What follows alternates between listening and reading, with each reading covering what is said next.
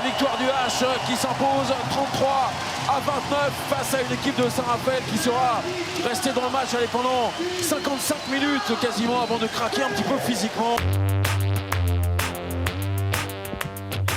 Bonjour à tous, bienvenue dans le débrief, l'émission de la LNH qui fait le tour de l'actualité en balle en moins de 5 minutes. Et on commence tout de suite avec la dernière rencontre qui se jouait ce week-end, c'est la victoire de Nantes face à Saint-Raphaël, une victoire 33-29 qui a mis du temps à se dessiner, une victoire dans une ambiance encore incroyable, mais un véritable mano à mano entre les deux équipes pendant au moins 50 minutes. On a vu quelques pertes de balles, mais des beaux arrêts, du jeu rapide, bref, tout était réuni pour assister à un très beau spectacle. Je vous propose d'écouter l'ancien gardien nantais, mais actuel gardien de Saint-Raphaël, c'est Michael Robin, qui s'exprime sur la très belle prestation des Varois. Globalement, on fait un bon match. On y était dans l'état d'esprit, on y était dans l'engagement. Tactiquement, on n'a pas été surpris. Maintenant, Nantes, ils font des choses qu'on connaît, mais ils le font très bien. Donc voilà, bravo à eux. Il nous a pas manqué grand-chose. Le problème, c'est que quand on rate un ou deux tirs contre cette équipe, on paye cash. Mais sincèrement, je pense que ce soir, on peut être satisfait. Parce que si on garde ce contenu, cet état d'esprit, on va en gagner des matchs.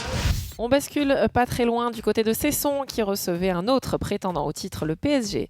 Les Cessonnais se sont bien battus mais ont fait trop d'erreurs, notamment en attaque pour espérer s'imposer. Paris l'emporte 22-28 et peut se projeter sur le choc qui les attend lors de la prochaine journée. C'est tout simplement la réception de Montpellier. Alors Montpellier qui a battu Paris en Coupe de France, c'était il y a quelques jours. Montpellier qui ensuite s'est incliné à Nantes en championnat. Tous les ingrédients sont donc réunis pour assister à un gros choc. On écoute Elohim Prandi qui revient sur la préparation et les enjeux de ce match. Voilà, en termes d'efficacité défensive, en attaque et les pertes de balles, il n'y avait rien qui fonctionnait. Bon, on doit accepter. Et aujourd'hui, tout est relancé avec leur défaite à Nantes et ça va être important de pouvoir continuer à travailler sur ces axes. Pour moi, défensif avant tout, parce que ça va être un combat. Quand on voit le match de Nantes-Montpellier, ça a été un combat incroyable sur un terme physique, éprouvant. On voyait les mecs se rentrer dedans et va falloir s'inspirer de cette intensité pour pouvoir aller chercher cette victoire chez nous. Allez, on bascule cette fois-ci en bas de classement du côté d'Istres qui recevait Chambéry et qui, une nouvelle fois, Istres a répondu présent en termes d'opposition, ne laissant Chambéry prendre plus de 2 buts d'avance qu'à la 45e minute. Mais Istres s'incline 35-37. Alors forcément, il y a des regrets pour l'attachant capitaine d'Istres. C'est Andrea Parissini, le pivot, qui s'exprimait au micro de Handball TV. Voilà, après, à la fin, c'est un kit double. Il faut faire des choix. Voilà. Des fois, ça passe, des fois, ça passe pas. Mais c'est pas là qu'on perd le match.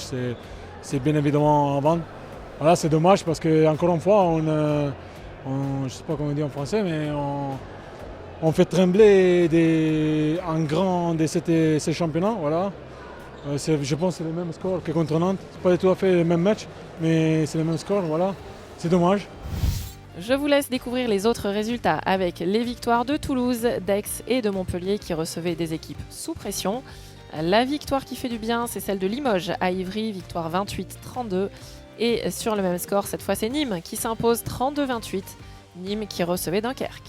Au classement, statu quo, regardez, Paris, Montpellier, Nantes sont toujours en tête. Statu quo en bas de classement également avec Istres et Célestat toujours relégables. Et au milieu, c'est Aix et Limoges qui basculent en première partie de tableau. En Pro League, regardez ces quelques images du choc entre Dijon et Frontignan, match important dans la course au titre et même s'ils étaient menés à la pause 14-17, ce sont bien les Dijonnais qui l'emportent 38-32 et qui confortent ainsi leur place de leader.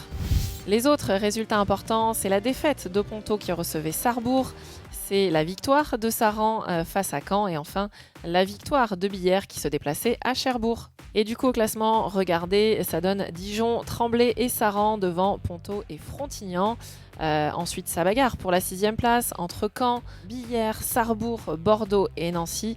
Et en bas de classement, par contre, c'est terminé pour Villeurbanne et Strasbourg qui sont relégués en national. Le programme de cette prochaine journée, regardez, il est passionnant avec des chocs dans tous les sens. Ça commence vendredi à 20h sur beIN Sport avec Chambéry qui recevra Nantes. Mais en parallèle sur Handball TV, Créteil reçoit Istres, Chartres reçoit Cesson. Samedi, Saint-Raphaël reçoit Nîmes à Toulon.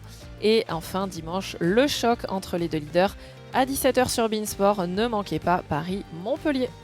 En Pro League, c'est pareil. Regardez-moi ces chocs. Le premier entre Bière et Saran, le deuxième entre Caen et Dijon. Ça va s'éclaircir dans la course à la montée et dans la course au play-off. Les lives sont à suivre évidemment sur lnh.fr. Voilà, vous savez tout. Je vous retrouve la semaine prochaine, même endroit, même heure. Ciao.